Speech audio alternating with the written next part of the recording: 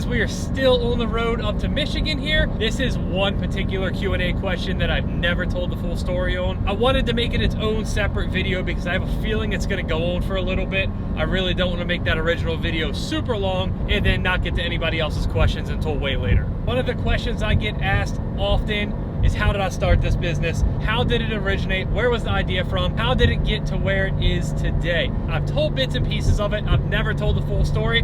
Today, that changes. I'm 18 years old, fresh out of high school, no clue what I want to do with my life. I worked all your typical jobs during high school and even after it for a while. Waiting tables, changing oil, working at a body shop, all that usual stuff.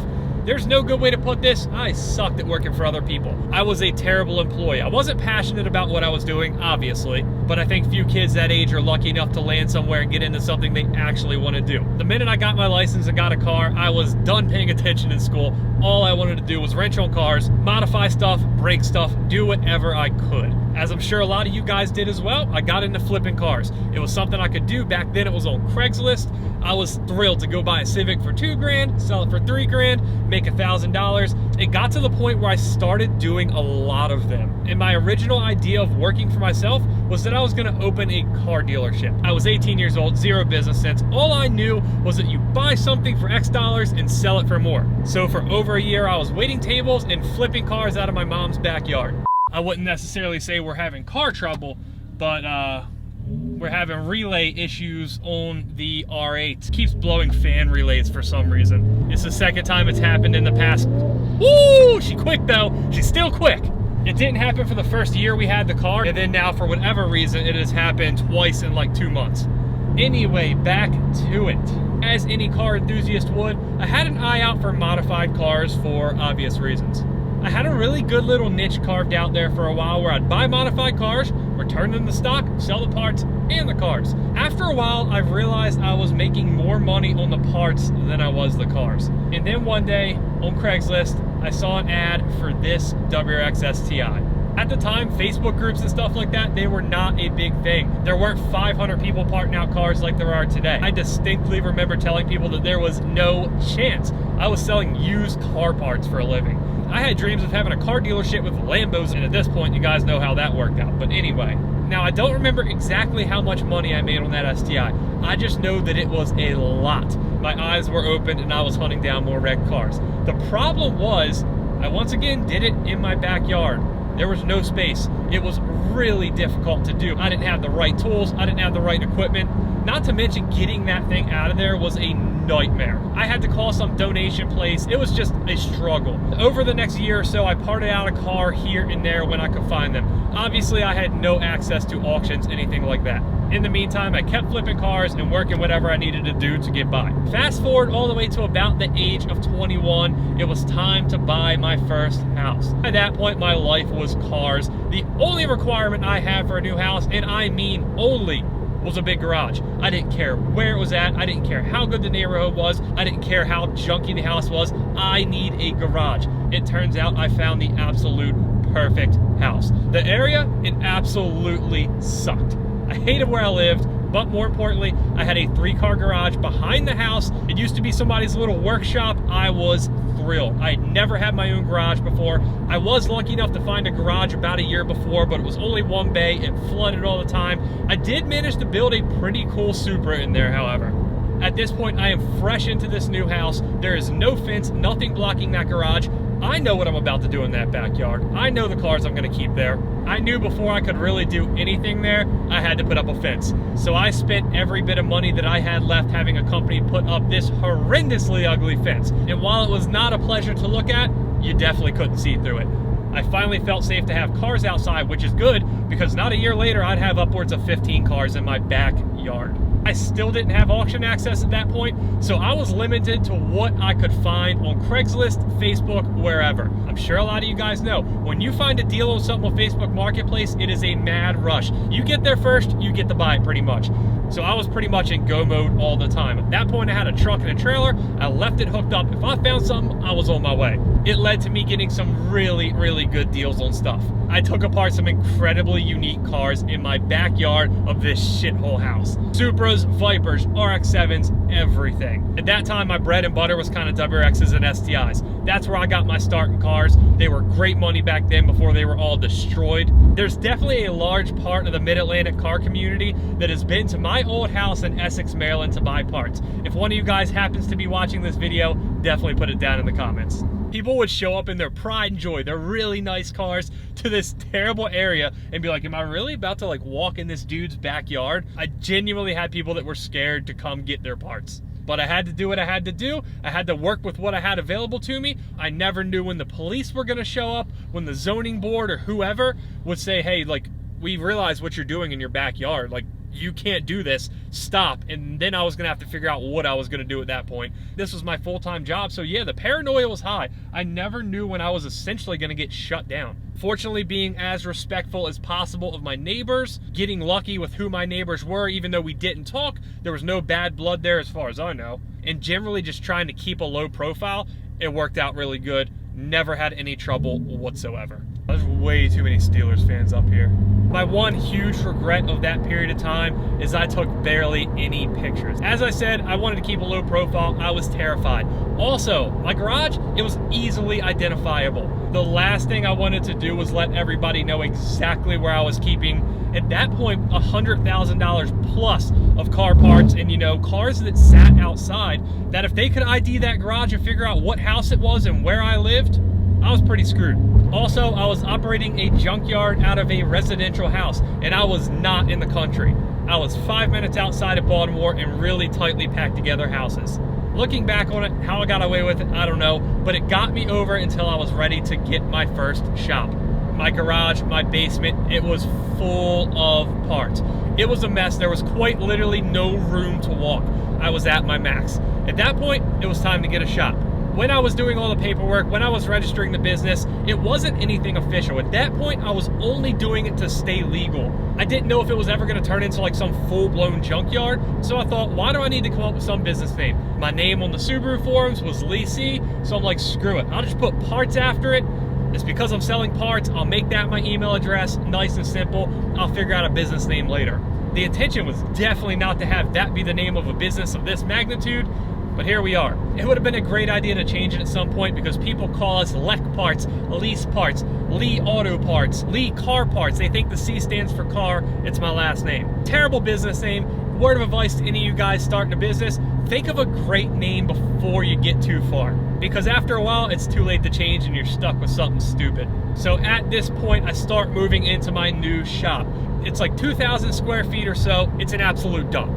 It's a huge dump, but to me, it's the best thing ever. I have 2,000 feet of indoor space that I can do whatever I want in. Like, this is awesome. I had a buddy come work with me. We started shredding a ton of cars. Now, because of the laws in Maryland, I still couldn't technically be a salvage yard, so I did a little bit of car work. We sold some new parts, so I could justifiably be not just a salvage yard. Fortunately, because we're good neighbors, because we didn't break any laws, because we kept cool and were respectful of our surroundings, generally, there were a burnout or two, but you know, I didn't even have a sign on the door. When people would come to pick up parts, they would always get lost, but once again, I didn't want to attract unnecessary attention in what was still a pretty terrible area. So we've made it this far. We're parting out, you know, 3, 4, 5 cars a month, which at the time, was pretty good. That was the time I got auction access as well because I had a business address. I started buying on Copart. The first car I ever bought on Copart, a Nissan 370Z. It was the first Nissan I had parted out. It was a pretty cool experience. The first day I had auction access, I absolutely had to buy something. Turns out it was a 370Z. I completely forget how the car went financially, but I was just thrilled to be able to buy like the big guys. Another year and a half go by, we're doing all right, so I take over the unit next door to me. Now we have 2 of them. One side we're working on, one side we're doing storage on. And when I say storage, I mean I have stuff stacked, thrown everywhere up on pallet racking. I was the only person that could decipher that. To anybody else that came in there, it was absolute madness. Now that I'm a couple years into owning a real business, I've learned what I'm good at and what I'm not good at. I definitely had an eye for a deal. I was good at finding stuff to make money on, period. I was pretty good with online representation, though I couldn't devote nearly enough time to it because I was doing everything else, selling, shipping, photoing parts. At that point, I knew I wanted to get into a bigger location and be a legitimate salvage yard. I knew it was what I was going to end up doing because I was paying my bills, I was making a decent living. For you guys who have been watching me on YouTube for any bit of time, you know I'm ultra competitive. If I'm doing something, I want to be the best at it. I want to have the biggest business. I want to have the best salvage yard. I want to do the best cars, the best parts, everything. As the lease ran out at this place in Joplin, Maryland, an interesting opportunity presented itself. At that point, I had known Austin and Alex for maybe 5 years or so. You guys know how it is. Car guys know car guys in their area. It's just what it is. They had opened a place called ESH Upholstery in Forest Hill. It was 20 minutes up the road, and they were really good at it. They had both been in that industry at another shop up there and decided to go out on their own. Through that, we had formed a business relationship. They would buy cores off me to wrap, sell, do whatever with. They produced some pretty cool RX7 parts. I would buy them from them. I would sell them online. They weren't necessarily wanting to handle that type of stuff where I was already set up to ship, to sell on eBay. If I needed any upholstery work on any of my cars, I would send it up there to them. Once in a while, I'd even find myself competing with them on buying cars. Alex was really big into Evos. He bought a lot of those to flip. Austin was really big into RX7s. I was really big into RX7s. So once in a while, we'd be trying to buy the same car. Sometimes they'd get it, sometimes I'd get it. Sometimes I'd, just go in and offer a little more money and then maybe bid them up a little bit. You gotta do what you gotta do. Maybe one day when we're all together, we'll tell some of those stories because they're pretty hilarious. Anyway, for whatever reason, they ended up considering the idea of getting out of the upholstery industry. Put it down in the comments if you want to have them do a video about the history of their business at some point. So eventually, after a couple months of going back and forth and kind of just talking about the idea in a more theoretical sense, they decided to go ahead and shut down the business. Austin and Alex decided to come over and join me in the world of salvage. I ended up making them partners. I gave them a little bit of the business. It worked for everybody. By this point, I knew what I was not good at. One of those things, as I mentioned earlier, organization. Fortunately, Austin is very good at physical organization. He was able to shape up the warehouse, and he is pretty much solely responsible for the way it looks today, and that's one of our defining features. I could certainly not do it justice if I tried to tell the story of what I'm sure he felt walking into the system that I had going on. At some point, we'll have to have him tell that story. Now, Alex, he came in and started taking apart cars. Thus, he dubbed himself Big Daddy Tech. You did hear that correctly. Big Daddy Tech. There are all kinds of rumors that he has spread about how that name was given to him. I mean, I guess we're never really gonna know, but I still think he probably just gave it to himself. Either way, we got the job location somewhat straightened up. I really didn't want to put any more time and effort to there because all eyes were looking for the next opportunity. I really wanted to keep the business around the greater Baltimore area. Maybe down towards DC. I didn't want to be out of the way. I was used to living near the city. It's what I enjoyed. Unfortunately, at that time in Joppa, I was still not operating as a salvage yard technically. And to move any further in the career, I needed to get that license. It would prove incredibly challenging to get. Every county in Maryland that had existing salvage yard zoning code, they must have been written in like the 40s. They're super outdated.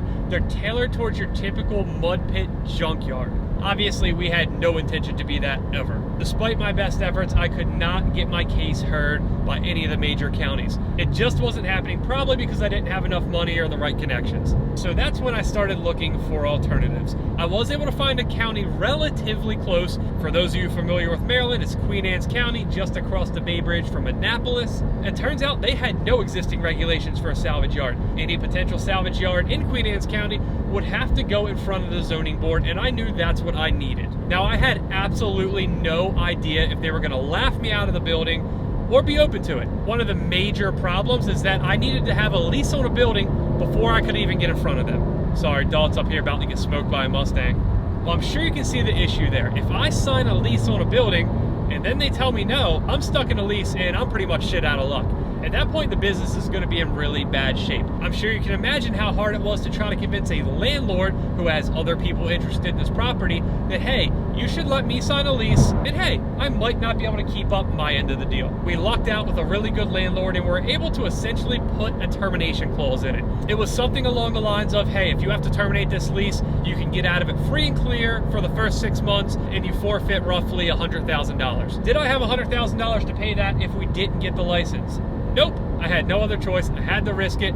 We signed the lease and went in front of the zoning board. While it was definitely not a resounding yes, we were able to get it done. However, that was just the first hurdle. Next up, the state. With the zoning paperwork in hand, we were able to submit it all to the state. And that means that at some point, somebody from the state was going to come out and inspect our location and let us know if we were going to be allowed to have a salvage yard. That took forever. I had a pretty good feeling about it when the guy came down to look at it. He seemed to kind of understand what we were doing. He said, hey, if the county's cool with it, you're certainly going to be a lot cleaner than any of the other junkyards around. If it works with your lease and your landlord, I don't think it'll be an issue. The word think is what got me. He could only give a recommendation. He could not say yes one way or the other. So that's when he sent his report into the county, and we waited forever. It was an incredibly stressful time, as I'm sure you guys can imagine. And then one day, just before our lease expired in Joppa, we got that phone call. Hey, this is so-and-so from the Maryland Motor Vehicle Association. Your license was approved. And at that point, all at the same time, a weight was lifted off our shoulders and another massive one thrown on it. Our future was finally certain, but now it's time to execute. We have to move a ridiculous amount of stuff down from the old location an hour and a half away to the new location. That was a grueling task. Pretty much every single day we'd go to the shop, we'd do some shipping, we'd move stuff down, do it all over the next day. It took us about a month, if I recall, to get fully moved in. And that brings us to about 4 years ago. And since then, we've just grown. We've grown in our space. We've taken over more space in our actual building. It's been relatively straightforward. There's been very busy times, such as 2020. There's been other times that have seemed to kind of drag on a little bit. But for the most part, the unknowns, the legal challenges, all that stuff was in the past. Now we could finally focus on growing the business how we wanted to. And that's what we've done ever since. It's definitely been a marathon, not a race. We've slowly added to our staff over time. We have a great group of guys, and that really brings us to what you see today. At this point, I'm not sure what the future holds for the parts business. The salvage industry has changed so much over the past 5 years. Most of those changes aren't necessarily good. We've definitely discussed the possibility of having a second location, Houston, Phoenix, Colorado, something out west. Something to serve as a logistical hub and let people out in that part of the country experience all the stuff we bring to the table here on the East Coast. But at this time, we're just kind of exploring options and seeing where it takes us. So I can't say with certainty what's next, but I'm definitely excited to find out. I hope you guys enjoyed finally hearing the full story of this business. I'm happy to answer any questions in the comments. If there's anything major or I feel like it deserves its own video, I'll probably save it for the next Q&A whenever I get a chance to do that.